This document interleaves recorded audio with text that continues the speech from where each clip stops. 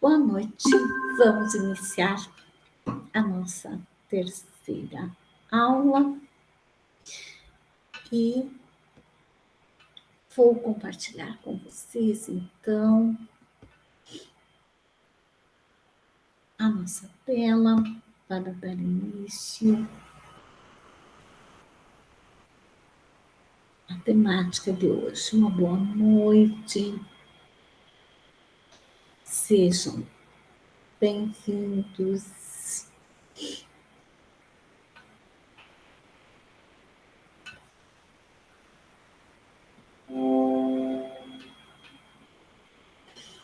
Hoje a temática será sobre a gestão educacional e seus processos, como que a gestão acontece, na verdade, né? Como esse processo.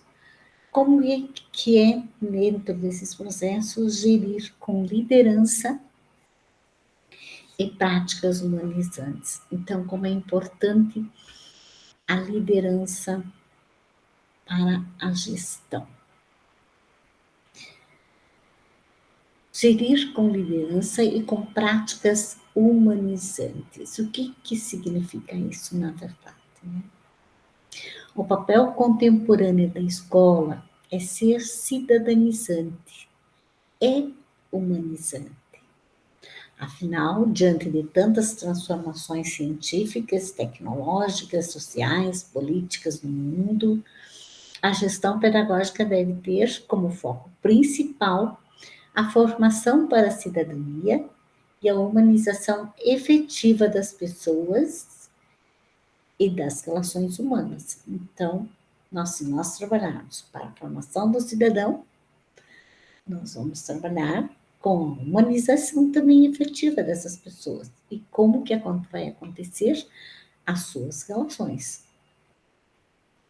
A gestão da educação corresponde ao ato de decidir, organizar e dirigir as políticas educacionais no contexto da cultura globalizada, respeitando os valores, costumes e razões da diversidade humana. Então, vejam bem, é aquela função clássica, não é? Organizar, planejar, então aqui é decidir, organizar, dirigir, não é? As políticas de educação, né? Como que é nessa cultura globalizada? O que significa isso? Significa que nós temos que a cultura, o mundo se tornou praticamente um espaço só. Nós estamos todo dia com informações de todas vindas de todo o mundo. Nós temos os nossos valores, os nossos costumes claros e toda uma diversidade humana dentro desse contexto. Como lidar com isso?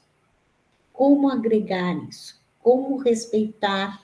Como fazer com que todos venham ter, através de valores, venham e ajam para o bem comum?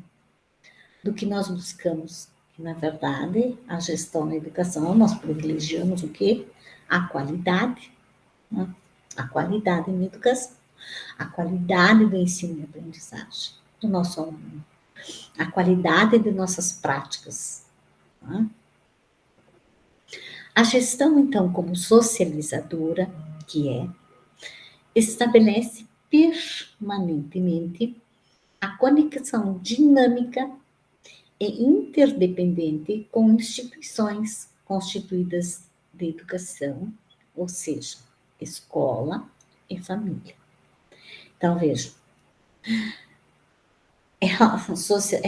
essa gestão, ela deve estar escola e família, porque ambas têm que caminhar unidas, dentro dos seus valores, dentro das suas especificidades, mas sim entrelaçadas como trabalhando na socialização, isto é, nas trocas efetivas entre os seres humanos, por meio dos sujeitos, então, também dependentes entre si. Então, cria-se uma interdependência. A ampliação do espaço democrático para a participação de todos na tomada de decisão deve ser uma ação progressiva e consciente dos envolvidos e requer uma gestão comprometida com os problemas sociais e com o exercício da cidadania. O que nós podemos tirar disso? Se nós queremos ter a nossa gestão democrática num espaço ampliado, que todos participem, isto é, que haja esse intercâmbio de ideias, de ações, de movimentação, de busca de criatividade, de inovação. Se nós queremos a participação de todos, deve ser progressivo isso. Nós temos que dar um primeiro passo e ir caminhando a cada passo, procurando desenvolver mais uma gestão comprometida, então, com os problemas daquele contexto. E que o cidadão possa realmente atuar e exercer a sua cidadania. A gestão pedagógica contemporânea, lembre, é a pedagógica específica, mas que ela se agrega e vem, é por ela que nós também estamos todos juntos e reunidos numa ação só. Deve propiciar a escola inclusiva, onde se ensina a tolerância a todos os que diariamente estão na escola e para toda a comunidade. Então, nós temos que trazer todos para nós. Temos que incluir todos, que todos vivenciem isso, que todos tenham o seu interesse, todos tenham a sua oportunidade, todos tenham a sua voz, todos têm as suas ideias valorizadas, suas ações valorizadas.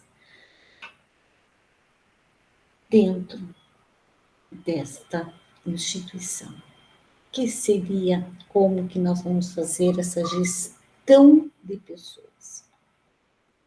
Como que nós vamos fazer com que todos, com a comunicação e o diálogo e o comprometimento e as ações, o engajamento, enfim, traga tudo isso. Nós vamos ver na gestão de pessoas. Como que nós vamos fazer? Podemos agir de uma maneira que possamos ter as pessoas perto de nós, cada vez mais, umas junto com as outras, né? Gestão de pessoas, da maestria e influência. Veja, se eu sou um líder, eu influencio pessoas. E eu preciso gestar de uma forma que a minha liderança os agregue. Esse é o objetivo principal. Então, vivemos uma época de alta complexidade nas relações. Nós já falamos isso. Complexidade nas relações, complexidade de atuações, complexidade é geral. Sempre nós temos a complexidade. Porque as coisas não são só um modo de ser, um modo de agir, não. Elas envolvem, sempre ela vai envolver uma ação, vai envolver outra, vai chamar outra, vai chamar uma pessoa, vai chamar outra para se agregar, para comunicar-se, enfim. É uma dinâmica que envolve muitos setores. Então, uma complexidade nas relações, onde o estar juntos Trabalhar juntos configura um desafio intenso e, por vezes, carregado de desconforto. Na grande maioria das vezes, né? Porque as pessoas ainda não conseguem se chegar muito, né? Não conseguem, às vezes, por suas crenças, por seus valores, não agregam, mas buscar esse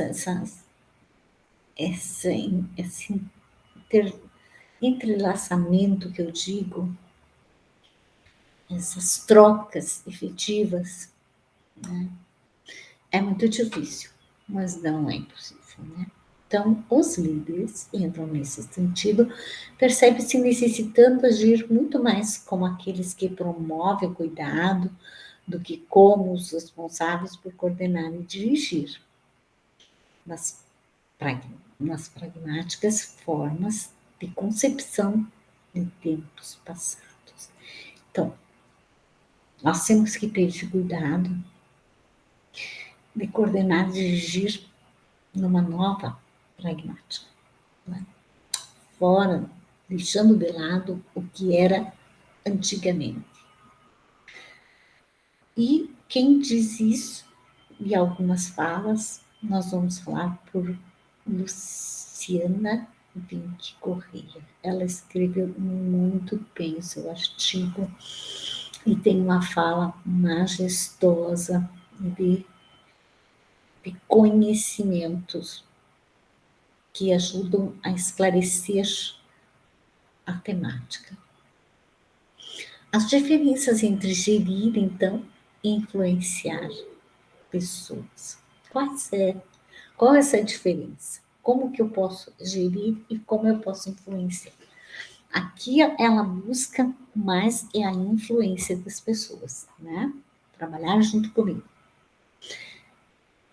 Conforme Chauvinat, a missão, a visão, os objetivos organizacionais, os valores e a cultura constituem um complicado contexto dentro do qual as pessoas trabalham e se relacionam nas organizações. Nesse cenário, a liderança tem em suas mãos, então, o foco maior de encantar e influenciar propósitos, ficando em plano secundário a tarefa de coordenar opções mais relevantes na antiga visão de gestão de pessoas. Então, antigamente, o que era a gestão de pessoas? Era ver qual opção mais relevante ele coordenar, enfim. Não havia quem ia gerir ou quem ia, digamos, liderar num aspecto assim bem hierárquico, né? O que nós hoje pensamos, o que Chavinato fala sobre isso, né? Nós temos que influenciar as pessoas, encantar as pessoas com nossas atitudes, com os nossos valores. Digamos, nós queremos fazer um projeto dentro da escola. Digamos, nós queríamos uma ação. Nós estamos vendo que está com problema em determinado, na sala de aula, em determinado grupo de atuação, ou nos professores. Então, eu preciso o quê? Fazer com que as pessoas se encantem. Isso é ser líder, influenciar elas, para que elas possam acreditar nisso, valorar isso, né? Então, eu vou pegar as pessoas que acreditam e que pensam mais ou menos com os meus propósitos, né? Um grupo, criar um grupo, para que a gente possa vencer esse desafio. Então, continuando, gerir indivíduos pela mobilização e comprometimento torna-se mais valioso hoje em dia, né? Dentro do contexto atual, né, de gestão. Pessoas encantadas com valores e propósitos promovem maior efetividade e qualidade no atingimento de patamares de desenvolvimento das organizações. Então, se eu tenho as pessoas encantadas com aqueles mesmos valores e propósitos que eu acredito, que eu valoro, então, o que vai acontecer, a nossa unidade escolar, digamos, ou o nosso estado educacional vai ampliar-se, vai se desenvolver dentro dessa perspectiva. As pessoas estão motivadas, as pessoas estão comprometidas, estão encantadas, e assim nós conseguimos alcançar os nossos objetivos. Quais são os desafios da modernidade? Como eu vejo? O que nós temos que enfrentar para conquistar essa propaganda, essa que se propaga, né, da nova gestão, que é mobilização, que é comprometimento, que é engajamento, que é o encantamento, que é a criatividade, que é a valoração daquilo que é importante, digamos, num projeto que nós pensamos, e ali somar. Então, vamos ver o que diz na modernidade. Como construção social acerca das relações pessoais, trouxe consigo uma instabilidade de certeza e a necessidade de desconstruções de certezas e conceitos. Então, hoje a gente nem tudo é aquilo. Antigamente a gente dizia, isso é certo, aquilo não dá para fazer, isso é o jeito de nós agir. Assim não, assim está errado, não sei o que. Hoje não, nós temos que ver o que o outro está dizendo, não é? Não é só o que eu digo é o correto. Então, dá uma desconstrução nisso, né? Há variantes que nós precisamos ser trabalhadas, né? Dependendo da cultura, do contexto que se encontra. Portanto, gerir os espaços humanos se torna um desafio e propõe transformação das relações hierárquicas de forma horizontal e participativa. Lembra, antes era a liderança, era eu dizia como deveria ser e acabou. Eu não escutava ninguém, não era democrática, não havia participação, não havia motivação, eu não queria encantar ninguém, eu não queria trazer ninguém para trabalhar comigo, eu não queria gerir socialmente, né? Não queria fazer essa construção social. Assim, havia quem mandava. Então, segundo Guimarães, o que ele pensa disso? O desafio do novo líder é ajudar a criar inovação e mobilizar as pessoas para a implantação das mudanças. Para criar o novo, é preciso encerrar, então, o velho, descentralizar, perturbar, desorganizar e fazer a destruição, claro, criativa, né? Para ser líder nesses novos tempos. A gestão precisa, então, conceber suas ações alinhadas às áreas de planejamento e inteligência estratégica da organização. Nesse sentido, pensar nos objetivos e suas metas pressupõe estabelecer perfis e forma de atuação de profissionais e equipes responsáveis pela execução das estratégias esboçadas. Aqui é uma fala que eu acabei simples, numa forma mais simples, de dizer a mesma coisa. Eu tenho que ter um grupo, metas, objetivos e pessoas, perfis profissionais, e formando equipes responsáveis que vão pôr em ação e que estejam com o mesmo os valores para determinada ação num grupo específico. Continuando, como é sentir-se reconhecido? Promover o desenvolvimento valorização e recompensa. Então, eu preciso reconhecer o outro. Eu tenho que me sentir reconhecido.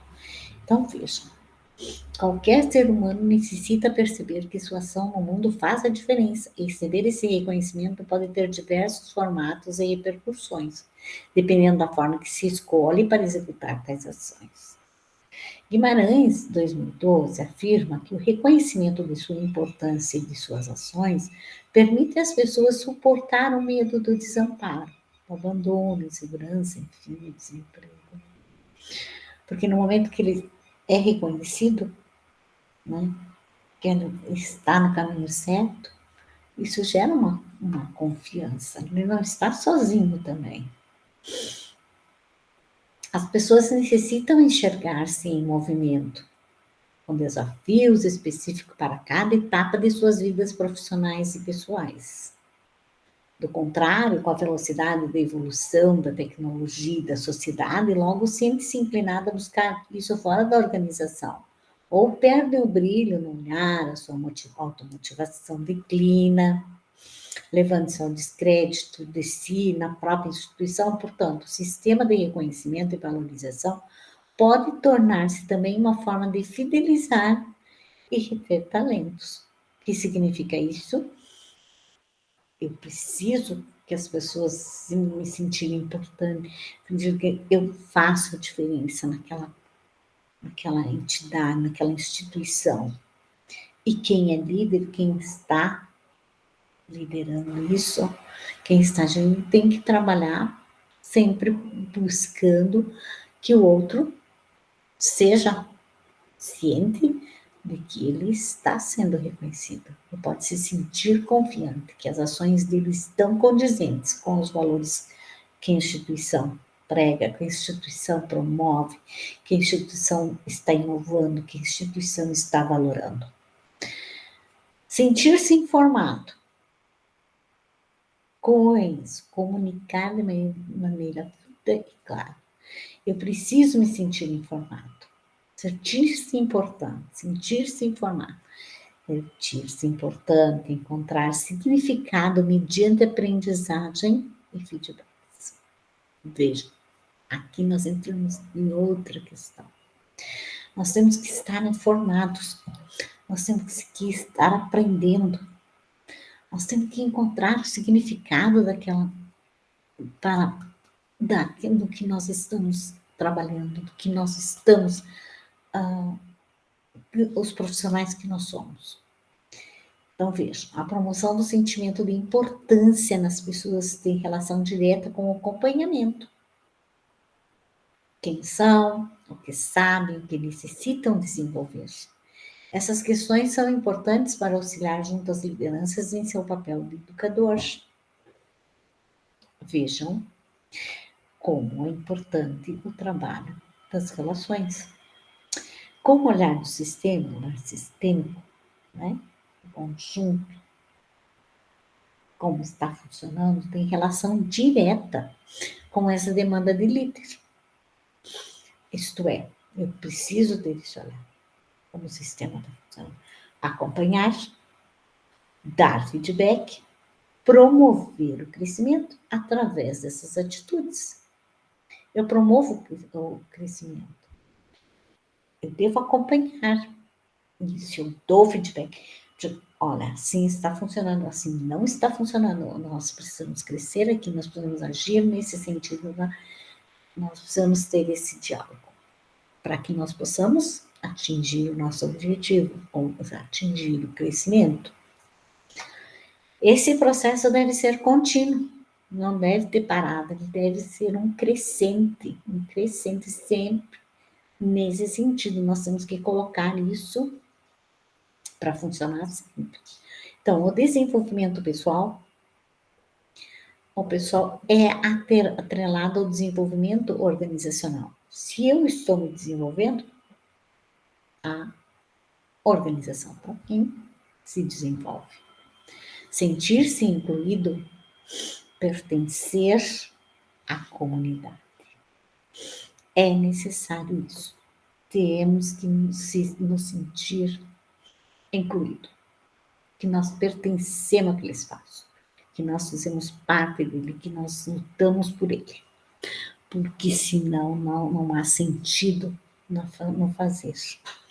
A área de gestão de pessoas e a liderança devem criar situações que permitam que cada um dos membros da equipe vinculam-se aos propósitos e às pessoas envolvidas.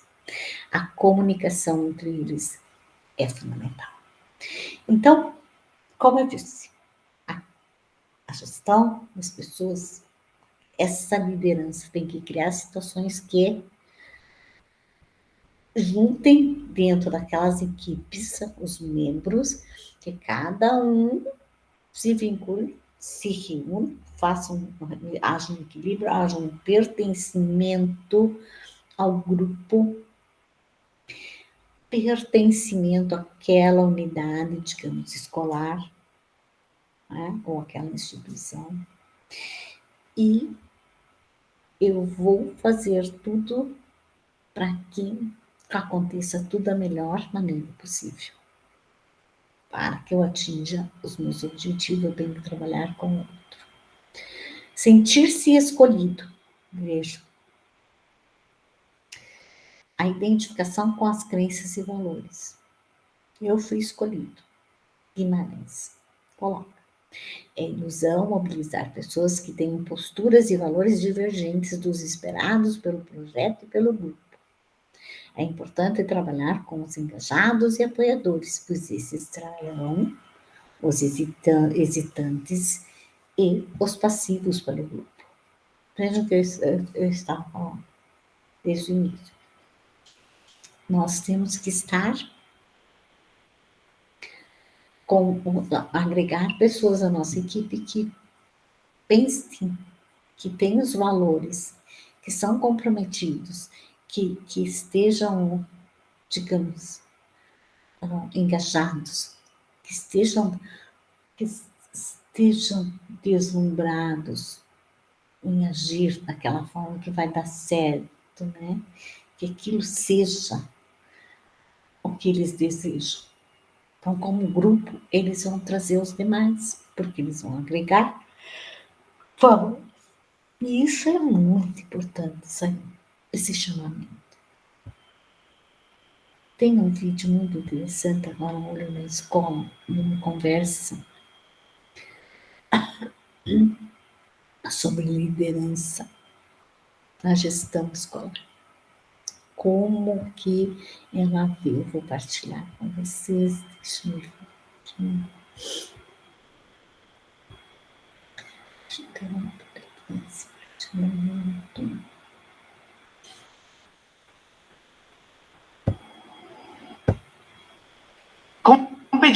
Vizinho em inglês.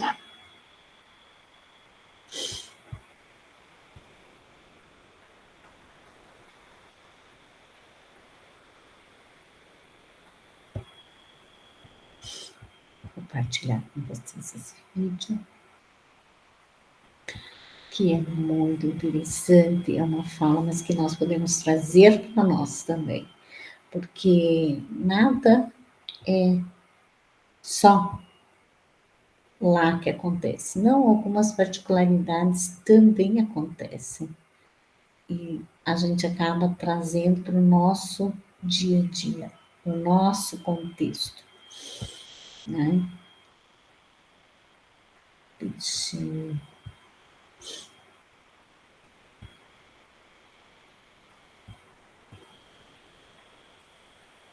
Olá, Rosana Meirelles é gerente de educação básica do SESI Rio.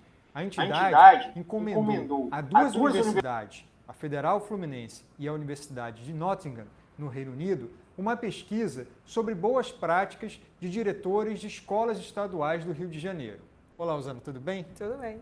Conta um pouquinho o que vocês descobriram nessa pesquisa. Que práticas são mais associadas a diretores com melhor desempenho? Antônio, as práticas, geralmente, elas estão muito relacionadas ao fazer, né? As ações, as atitudes dessa liderança, desse gestor. E nós vimos que o gestor mais envolvido com metas, com um planejamento, que a gente parece que ouve muito falar isso numa empresa, né, mas não ouve falar muito em educação, mas um planejamento de metas para a sua escola, ele teve esse resultado melhor e se diferenciou dos demais. Nós tivemos também uma outra questão, que é o envolvimento dos professores, o envolvimento da equipe pedagógica, o envolvimento da comunidade escolar nesse trabalho junto com a liderança, para que seja realmente um trabalho de transformação, né? Temos também a questão da liderança saber distribuir essa sua liderança, ou seja, delegar para as outras pessoas esse processo. Não ser um centralizador, porque muitas vezes ele precisa que outras pessoas deem encaminhamento às ações que estão acontecendo na escola. Então, quanto mais envolvimento, mais delegação, maior a amplitude do trabalho desse gestor e essa liderança também consegue um resultado melhor. E eu acho que também tem uma questão que é você, como gestor, ter uma afetividade, ter uma identidade com a sua comunidade, com a sua escola, você se colocar disponível, você se colocar num processo de aprendizagem contínua, né? Porque nós precisamos estudar sempre.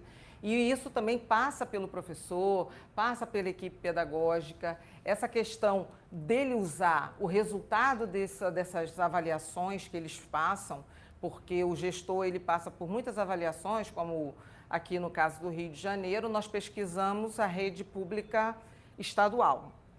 Então, eles têm o SAERJ, eles fazem o SAERJ que gera o índice, que é o IDERJ. Essa melhoria, eles precisam trabalhar esse resultado com as suas escolas, porque você só saber o resultado e deixar para lá, você não compor com sua equipe uma proposta de melhoria, o que pode ser feito para que os alunos atinjam os melhores resultados, eu acho que é uma perda de tempo. Então, os diretores, né, as lideranças que fizeram essas práticas conseguiram bons resultados. E como é que a gente consegue ou tenta replicar essas práticas? Porque é fácil dizer para um diretor, olha, você precisa delegar, você precisa ter metas, você precisa ter planejamento. Como é que se faz isso na prática? Como é que empodera, ensina esse diretor a de fato executar esse projeto de melhoria da escola? Tem um processo aí de estudo que a gente não pode desconsiderar. Essa pesquisa, ela foi realmente um desdobramento do MBA que nós temos aqui no SESI, através do sistema Firjan, que a UF é nosso parceiro técnico, e que nós, através do MBA, esse MBA dura 1 ano e meio, só para gestores de educação, nós começamos a observar que esses gestores traziam práticas diferenciadas, porque no final do curso, o trabalho final de culminância é a apresentação de um plano para a sua própria escola. Um plano estratégico, um plano que vai trazer algum tipo de modificação para um problema que esse diretor identificou. Então, ele vai usar de todos os conceitos, das disciplinas que ele aprendeu nesse curso, e ele vai poder fazer um planejamento melhor com a sua equipe. Mas, às vezes, a gente vê uma escola vizinha a outra, um diretor fazendo um trabalho bom e o outro diretor tentando, mas não conseguindo. Esses diretores muitas vezes não dialogam entre si, apesar das escolas estarem próximas. Como promover esse diálogo? Tem hoje, eu acho que no mundo como um todo, o processo colaborativo é muito importante. E a gente, o gestor que promove essas práticas, convidando o diretor dessa escola para vir na sua, ele ir na outra escola, né, levar a sua equipe, trazer os alunos. Ele pode fazer um evento e aí convidar os alunos daquela escola para participarem. Podem fazer projetos comuns, né? Hoje a gente tem aí a questão do mosquito, que é um tema que está mobilizando toda a sociedade. Então, se eu tenho uma escola muito próxima da minha, eu posso juntar esforços, unir intenções, objetivos para trabalhar conjuntamente. Eu acho que essa é uma boa opção para que a gente faça essa troca. Esse é o caminho que a gente deseja que aconteça no Brasil, né? Vamos, sem vaidades, né? Trabalhar mesmo o conceito de aprendizado. Porque o que mais importa para nós educadores é que os nossos alunos aprendam e aprendam com qualidade. Esse tem que ser o nosso real objetivo. Com certeza. Rosana, muito obrigado por sua entrevista. Obrigada a vocês.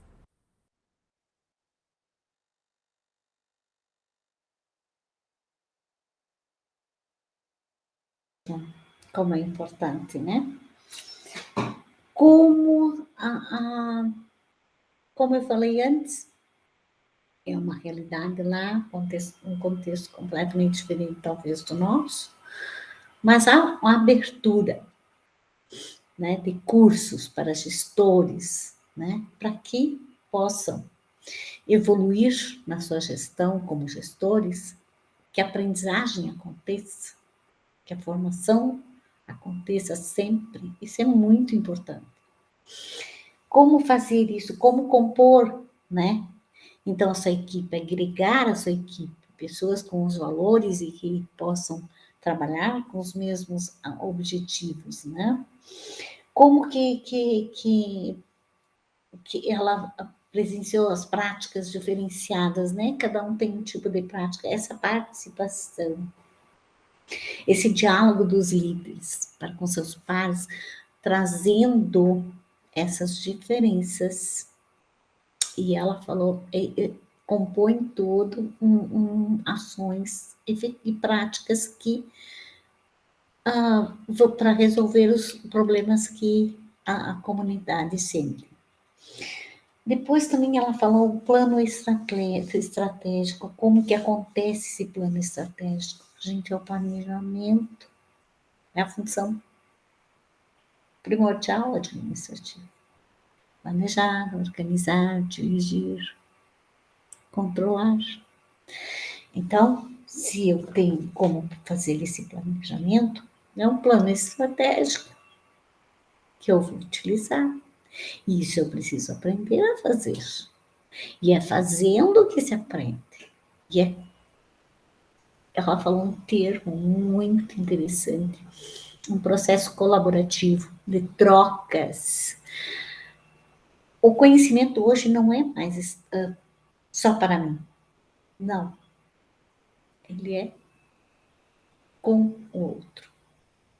Ele deve ser sempre nesse propósito da colaboratividade. Eu vou participar. Isso aqui é, na verdade, a colaboração. É participar daquele processo. E se eu tenho uma escola do lado, como ela disse, e se eu tenho um pessoal que pode colaborar comigo, pode fazer esse processo. Então, tudo é na participação, através de projetos. O que é mais importante? A qualidade do ensino. A qualidade do ensino e aprendizagem é o que se resume todas as nossas ações. Então, partilhando novamente a nossa aula, dando continuidade, né? Veja, colaborativa, engajados, o diálogo, a participação de todos, o engajamento, sentir-se importante, sentir-se parte daquela comunidade, enfim. Líderes educativos são considerados aqueles que influem em outros, com o objetivo de melhorar a aprendizagem dos estudantes. Porque, na verdade, o que nós estamos falando aqui, tudo gira em torno da aprendizagem dos nossos estudantes. Nós precisamos tê-los conosco, né? Então, tudo gira em torno da nossa qualidade de ensino. Vou compartilhar com vocês aqui. Conheça as evidências. Muito interessante. São 6 perguntas sobre liderança educativa. E vejam como é importante essas lideranças. Por Gonçalo de Moraes. Vamos ver aqui.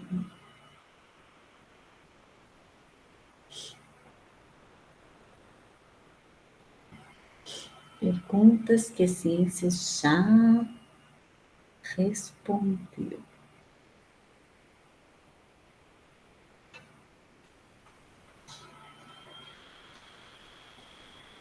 Vamos ver.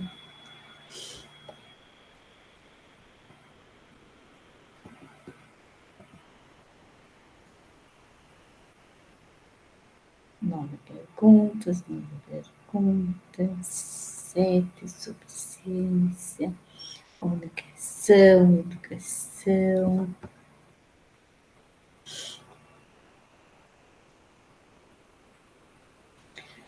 E aí, vamos vendo, deixa eu montar esse link.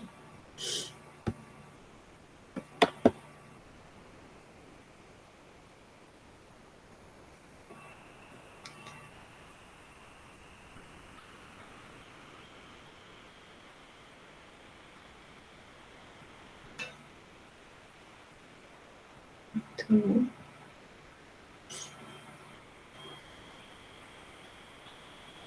bem.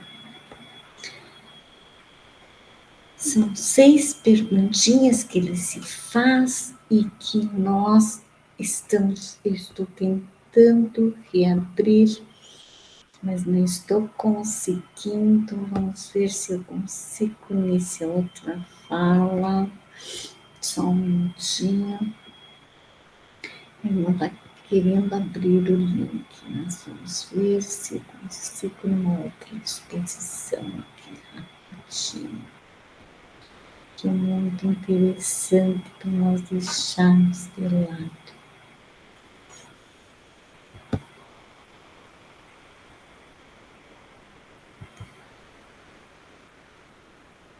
Vamos ver se eu consigo aqui. Agora sim. Meu pai.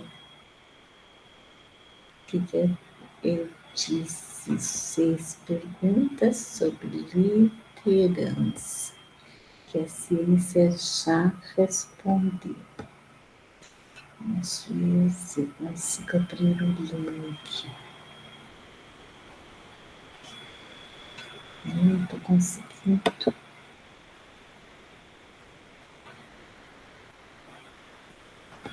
Deixa eu ver.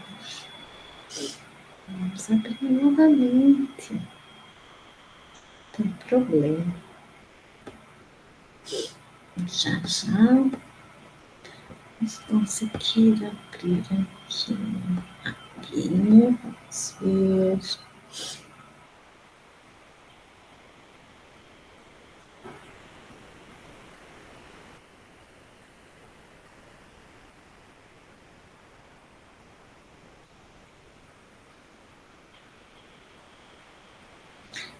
Não estou conseguindo abrir no momento agora, sim. Então, vamos lá. Finalmente, agora deu certo. Vamos voltar. Que às vezes eles não querem abrir de jeito nenhum. São questões muito...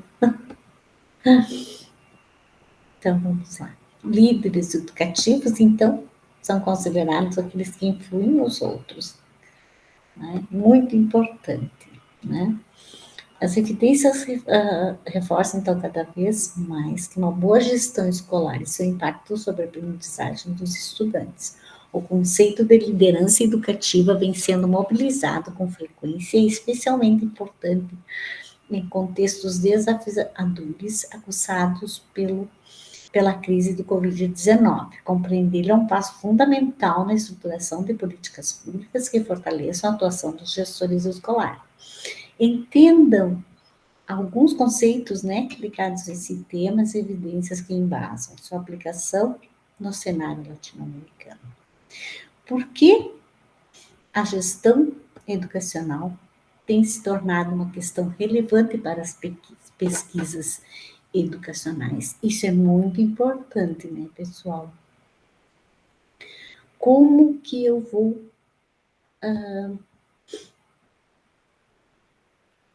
ver como é importante essas questões, né? em nossa vida como gestores é fundamental. Então, são os questionamentos assim que eu fico me perguntando, que nós precisamos ter pessoas que pesquisam, que nos alertem sobre isso. Né? As evidências, né, já têm mostrado que há algumas décadas que a gestão educacional entendida como conjunto de processos que dão vida à organização escolar e que condiciona o trabalho dentro das salas de aula é um fator chave para a melhoria das aprendizagens dos estudantes e está diretamente associada a outras variáveis vinculadas à escola, sua cultura e condições de trabalho. Nesse sentido, sabemos com certeza que para alcançar os objetivos educacionais são necessários distintos ingredientes, entre os quais, por exemplo, estão docentes com condições e capacidades suficientes ou um financiamento justo. Entre esses ingredientes encontra-se também uma gestão educacional eficaz com foco na aprendizagem e no desenvolvimento integral do estudante. Vejam que tudo se foca no quê? Numa ótima aprendizagem. Depois, o que é uma liderança educativa? Qual a fecundidade desse termo? Vejam bem. Olha que pergunta forte, né? Incisiva. Como que ela vai produzir? Como essa liderança educativa ela faz brotar, faz progredir, faz crescer. Vamos ver como que ela se fortalece, como que ela se fundamenta, né? A liderança, então, em geral, se define como a capacidade de exercer influência para alcançar determinado objetivo, mover-se em certa direção. No mundo da educação, especialmente nos países de língua inglesa, esse conceito foi sendo usado como cada vez mais força para referir-se ao papel dos líderes escolares, sobretudo os diretores, mas também outros profissionais em funções diretivas, na mobilização para a mudança educativa e a melhoria da aprendizagem. Uma definição útil acertada sobre líderes educativos é como aqueles que influem em outros para fazerem coisas que se espera que melhorem a aprendizagem dos estudantes. O conceito de influência está relacionado à capacidade do líder de modificar o modo como os outros atuam ou pensam e se articula com a ideia de direção, ao propor uma meta compartilhada para a qual apontem esforços de todos os profissionais que integram a organização. Vejam bem como é profunda essa visão de influenciar, é mudar para que todos compartilhem do mesmo objetivo. E então, uma melhoria da qualidade da aprendizagem, com certeza. No plano já internacional, as evidências sobre liderança educacional têm fomentado a criação de políticas públicas. O que podemos aprender com essas experiências? Vejam bem, essa liderança consegue fazer fomentar que haja as políticas públicas se movimentem? Isso no plano internacional. Em parte, graças a evidências acumuladas que confirmam a relevância do fator liderança, políticas educacionais de distintas partes do mundo têm colocado em foco em potencializá-lo, entendendo que ele pode fazer uma diferença decisiva nas escolas, sobretudo naquelas em situação de desvantagem socioeducativa. A aprendizagem mais importante a partir da experiência internacional é que o fortalecimento da liderança educativa requer políticas consistentes e coerentes em 4 áreas. Muito interessante isso aqui. É preciso pensar muito sobre isso. Primeiro, formação especializada. Veja. Segundo, recrutamento e seleção. Terceiro, condições de trabalho e da carreira diretiva. Quarto, funções e atribuições que se esperam dos líderes educativos. Vejam, gente. 4 áreas chaves: formação, recrutamento e seleção, condição de trabalho, carreira diretiva, funções e atribuições que se esperam dos líderes educativos. Vejam, é preciso as aprendizagens, é preciso que se especializem nesta área. Então, vejam a importância de tudo isso que nós conversamos até agora. De todas as falas, bem complementar nestas questões. Por isso, eu lancei mão delas, porque eu achei que elas traziam a finalização dessa noite. E todas as falas estavam, de alguma forma, embutidas dentro delas. Vejam a quinta questão. Olhando para a América Latina agora, para nós, o que podemos dizer sobre a produção de conhecimento e as políticas públicas de fortalecimento de lideranças educativas? O que é feito para que as políticas de liderança cresçam? Tá? Como que essa produção de conhecimento aqui está acontecendo? Como estão sendo implementadas as políticas? Tá? Um diagnóstico recente produzido pela Unesco, né, a Organização das Nações Unidas para a Educação, a Ciência e a Cultura, mostra que na América Latina vem se fazendo um esforço crescente para garantir a liderança educativa certas condições favoráveis, embora isso não tenha se traduzido ainda em conjunto ordenado de políticas que abordem de maneira coerente este âmbito da melhoria educativa. De fato, em nenhum país dos países da região se traçou até agora uma estratégia de longo prazo nesse sentido. É muito difícil, porque o contexto vai mudando, tá? O dia a dia, o cotidiano, a contemporaneidade, a informação, a era que nós estamos vivendo é muito rápida. A consequência disso é que a liderança escolar na América Latina não se tornou um dinamizador de mudança capaz, por sua vez, de desenvolver melhores processos e alcançar melhores resultados educacionais. Vejam bem. Para seguir avançando, precisamos gerar conhecimento especializado, que permita chegarmos a um desenho de políticas pertinentes e sensíveis às necessidades de cada contexto. A evidência disponível para a América Latina mostra que a produção acadêmica nesse campo é incipiente, isto é, iniciante, e com desníveis importantes entre países. Para evitar o risco da importação de soluções, né, que se traga, e políticas, a América Latina, com o protagonismo de suas universidades e o apoio público e privado, deve integrar-se à produção de conhecimento sobre liderança, que é hoje um fenômeno global. É preciso que nós tenhamos os nossos modos de se fazer, através dessas universidades, do apoio público, como que nós podemos fazer isso? Como que nós podemos produzir esse conhecimento de liderança, que hoje é um fenômeno global que acontece e que é necessário, que se tem, que não surge do nada, né, pessoal? Então, como que isso acontece? Vamos ver, então, a sexta questão.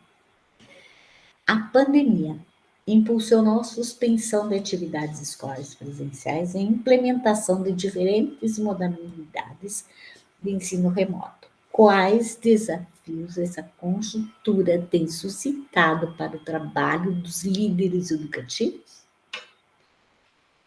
Vejam a sexta questão. Maravilhosa. Fundamental. Os líderes escolares se viram duplamente exigidos no contexto provocado pelo Covid-19. A inescapável tarefa de buscar modos alternativos aos presenciais para levar a cabo o processo de ensino-aprendizagem. aprendizagem, somou-se a presença dolorosa da doença entre membros da comunidade educativa, assim como as danosas consequências materiais e subjetivas da crise econômica e social que golpeou muitas famílias. Os diretores escolares tiveram que sustentar o funcionamento de instituições educativas em condições excepcionais e ofertarem, né, pessoal, um apoio aos estudantes e às suas famílias que vai muito além do habitual.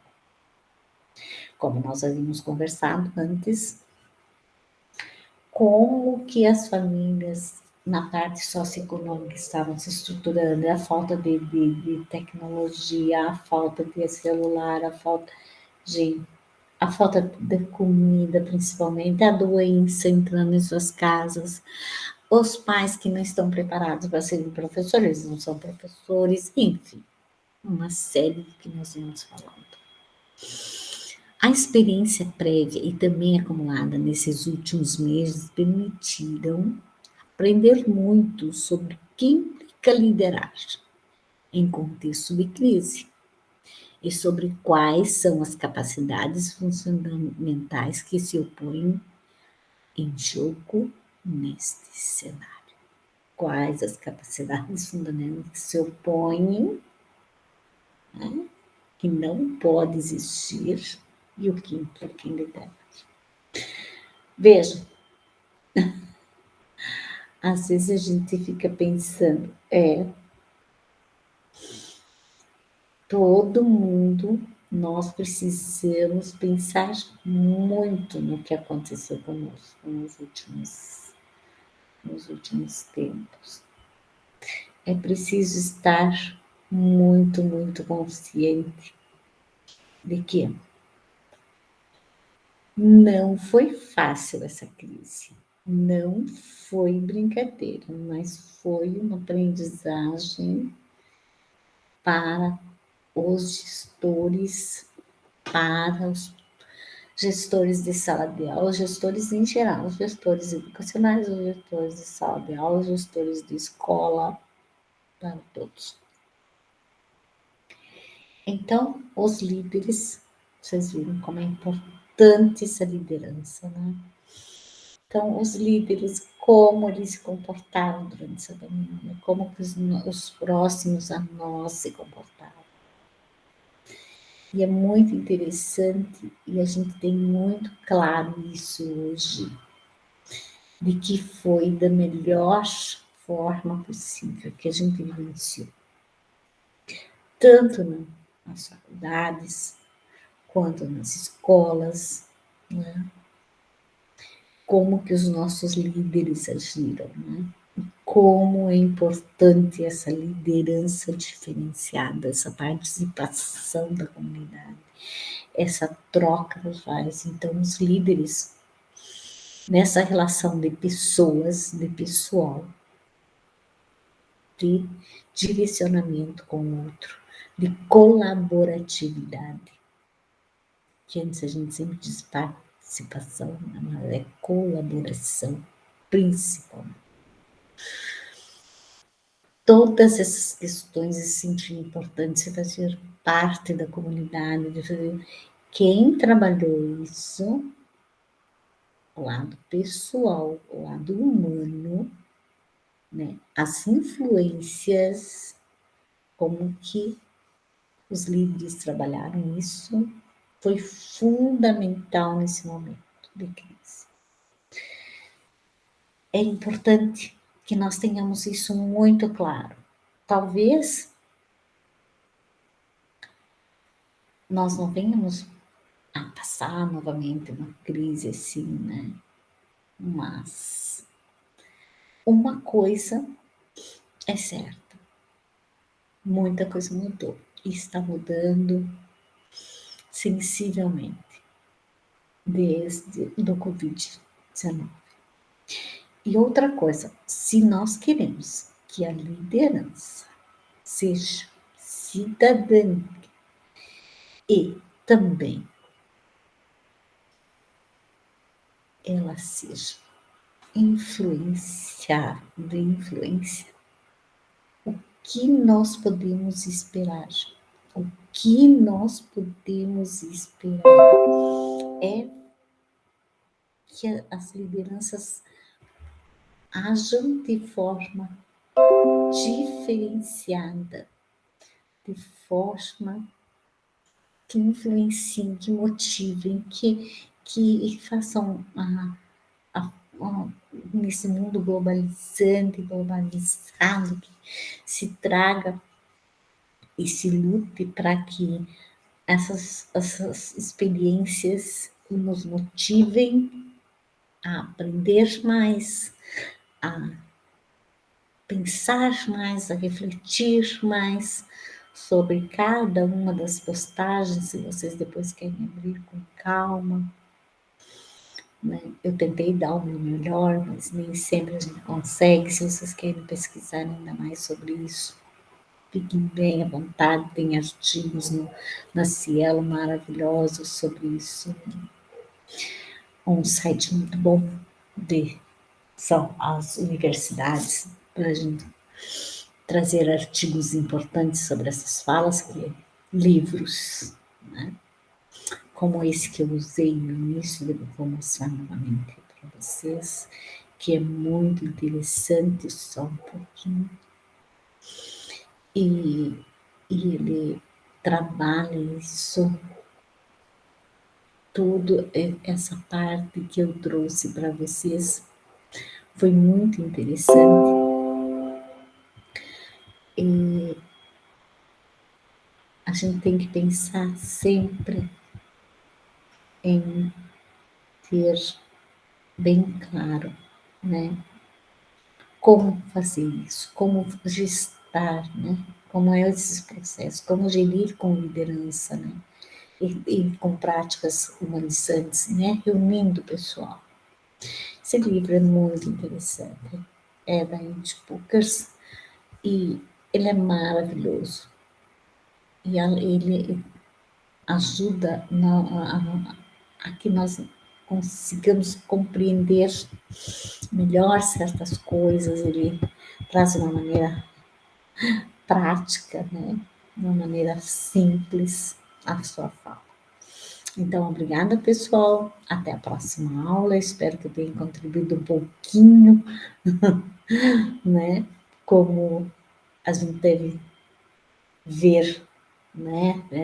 Esse lado da gestão educacional. Muito obrigada a todos. Agradeço do coração o carinho e a participação de todos. Obrigada.